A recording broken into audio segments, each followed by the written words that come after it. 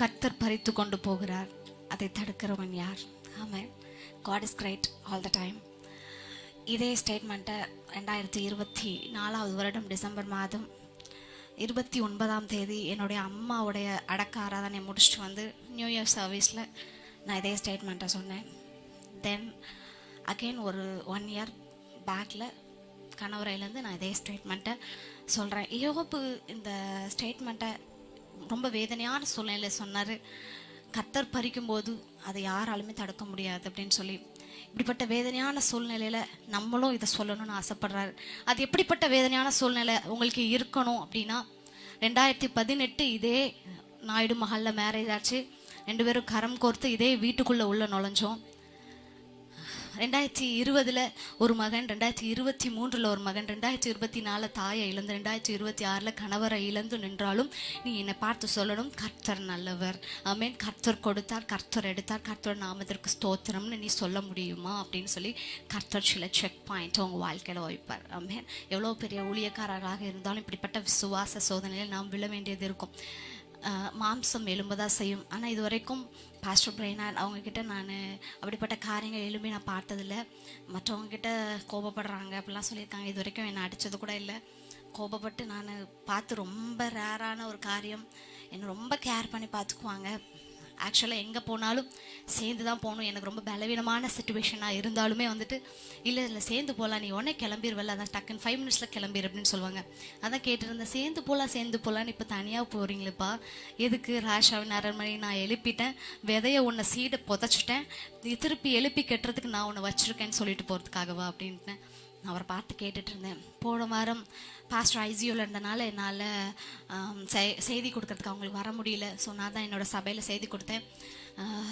என்னென்னா, அனுமதித்ததெல்லாம் நன்மைக்காக அப்படின்னு ஜாய்சன் அண்ணா பாடின ஒரு பாட்டை பாடி அதை தான் நான் செய்தி கொடுத்துருந்தேன்.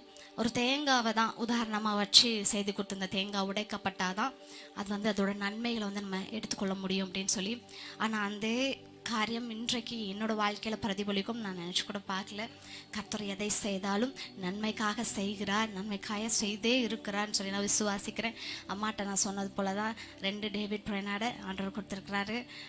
ஊழியக்காரர் நம்ம புதைக்கலாம், ஊழியக்காரர் மண்ணுக்குள்ளே உறங்கலாம், ஊழியத்தை யாராலையும் உறங்க வைக்க முடியாது. ஆமென். ராஜாவின் அரண்மனை ஊழியத்தை அவர் எந்த தரிசனத்தோடு எழுப்பியிருக்கிறான்னு எனக்குள்ளே விதைத்துட்டு போயிருக்கிறாரு. அதனால டேவிட் பிரைனாடு இருந்தால் நான் ராஜாவின் அரண்மனை ஊழியத்தில் இருக்கிறேன். அநேக பிள்ளைகளுக்காக நான் என் பிள்ளைக்காக இப்போ உட்காந்து அழுகலை. வந்திருக்கிற ஒவ்வொரு விசுவாச பிள்ளைகளுக்காக இந்த பிள்ளையில நடத்துறதுக்கு அப்பா நான் சாலமோனை போல நான் கேட்குறேன், எனக்கு ஞானத்தை கொடுத்துருங்க டாடி. இவரை போல நடத்துறதுக்கு எனக்கு அவ்வளோ ஞானம் இல்லை, இந்த பிள்ளைகளை நடத்துறதுக்கு எனக்கு ஞானத்தை கொடுங்கன்னு தான் கேட்குறேன். அவன் ஜேம்ஸ் எவ்வளோன்னு இல்லை, இந்த பிள்ளைகளை நடத்துறதுக்கு ஒரு அனந்த ஞானம் எனக்கு உண்டாகட்டும். என்னுடைய தாய் தகப்பனை நடத்துறதுக்கு ஒரு அனந்த ஞானம் எனக்கு உண்டாகணும். அவன் இவங்களை நம்பி நிறைய காரியத்தை செய்து உண்டு. நான் ஏன்னா எனக்கு லாஸ்ட்டு ஒரு 1 மந்த்தாக தான் கார் ஓட்டிகிட்டு இருக்கேன். கார் ஓட்ட கூட சொல்லித்தரல, பைக் ஓட்ட சொல்லித்தரல, எதுவுமே ஓட்ட சொல்லித்தராமல் நீங்கள் பாட்டு போயிட்டீங்களேப்பா அப்படின்னு சொல்லியிருந்தேன். ஸோ திஸ் இஸ் எல்லாமே ஒரு பர்ஃபெக்ட் பிளானோட கடைசி நிமிடத்தில் கூட அநேகர் அவர் மன்னிச்சு ஜெபிச்சார். நானும் கூட எதுக்கு இப்போ எல்லாத்தையும் மன்னிச்சு ஜெபிக்கிறாருன்னு சொல்லி யோசிச்சுட்டு இருந்தேன். எல்லாரையும் அவர் மன்னிச்சு ஜெபிச்சாரு, அநேக காரியத்தை அறிக்கையிட்டார், அநேக காரியத்தை என்னோட பேசினார். அவருடைய மரணத்திற்கு நேராக போகிறாருன்னு சொல்லி அவருக்கு நன்றாகவே தெரியும். அநேக காரியத்தை கர்த்தர் அவரோடு பேசினார். தொடர்ந்து இந்த ராஜாவின் அரண்மனை ஊழியங்கள் இன்னும் பெரிதாக வளரும். அவர் சொன்ன தரிசனத்தின்படி பெரிதாக கர்த்தர் திண்டுக்கல்ல அரண்மனையை கட்டி எழுப்புவார். கடைசி பாஸ்ட் 1 மந்த்தில் எங்களோட ஃபுல் பிளானே ஃபுல்லாக எங்கே சர்ச்சுக்கு ஒரு லேண்ட் வாங்கலாம் அப்படின்னு சொல்லி தான் நாங்கள் ஃபுல்லாக போய் பண்ணிகிட்டே இருந்தோம்.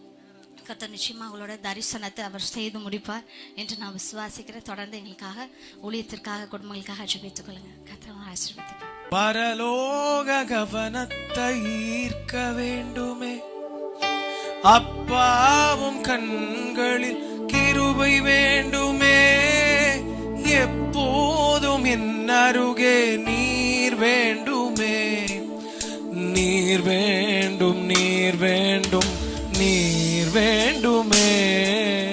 பரலோக கவனத்தை ஈர்க்க வேண்டுமே, அப்பாவும் கண்களில் கிருபை வேண்டுமே, எப்போதும் என் அருகே நீர் வேண்டுமே, நீர் வேண்டும், நீர் வேண்டும், நீர் வேண்டுமே. ஹalleluya ஹalleluya ஹalleluya ஹalleluya ஹalleluya ஹalleluya ஹalleluya ஹalleluya ஹalleluya ஹalleluya ஹalleluya ஹalleluya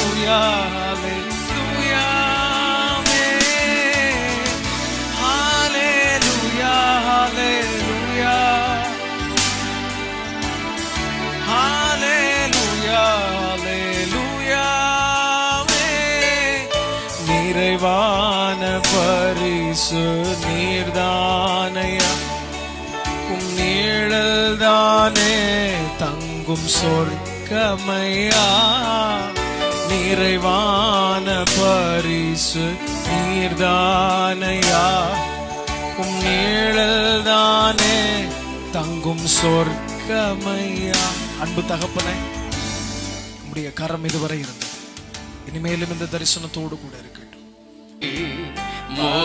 முதலற்றாளும் மலை போல துன்பம் என்னை சூழும் போது அதை பனி போல உருகிட செய்பவரே.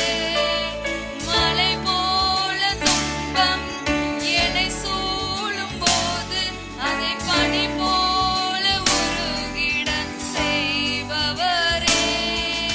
கண்மணி போல் என்னை காப்பவரே. உள்ளங்கையில் புரிந்தென்னை நினைப்பவரே. கண்மணி போல் என்னை காப்பவரே. உள்ளங்கையில் புரிந்தென்னை நினைப்பவரே. நீர் போதும் என் வாழ்விலே. இயேசையா, நீர் போதும் என் வாழ்விலே. பலவீன நேரம் என் கிருபை உனக்கு போதும். உன் பலவீனத்தில் என் பலன் தருவேன் என்றேன். பலவீன நேரம் என் கிருபை உனக்கு போதும். உன் பலவீனத்தில் என் பலன் தருவேன் என்றேன். நிழல் போல என் வாழ்வில் வருபவரே. விலகாமல் துணை நின்று காப்பவரே. நிழல் போல என் வாழ்வில் வருபவரே. விலகாமல் துணை நின்று காப்பவரே. நீர் போலும் என் வாழ்விலே. இயேசையா, நீர் போதும் என் வாழ்விலே. தாய் போல பாசம், தந்தை போல நேசம், ஒரு தோழன் போல புரிந்து கொண்ட என் இயேசையா. தாய் போல பாசம், தந்தை போல நேசம், ஒரு தோழன் போல புரிந்து கொண்ட என் இயேசையா. உம்மை போல புரிந்து கொள்ள யாரும் இல்லையே. உம்மை போல அரவணைக்க யாரும் இல்லையே. நீர் போதும் என் வாழ்விலே. இயேசையா, நீர் போதும் என் வாழ்விலே. எஜமானனே, உம் சேவைக்காய் என்னை அழைத்தீர். அழியும் என் கைகளை கொண்டு அழியாவும் ராஜ்யம் கட்ட பைத்தியமான என்னை தெரிந்தெடுத்தீர்.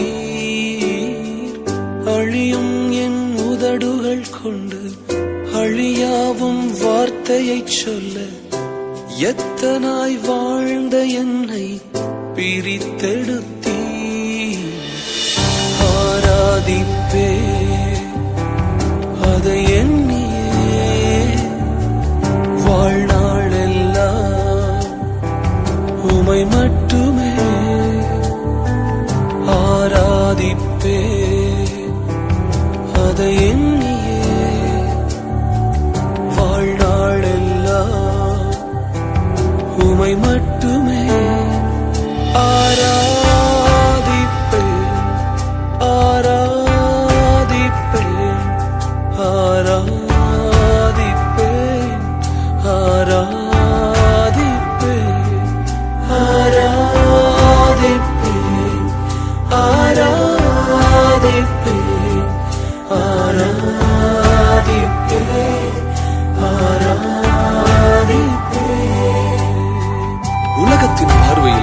இழிவா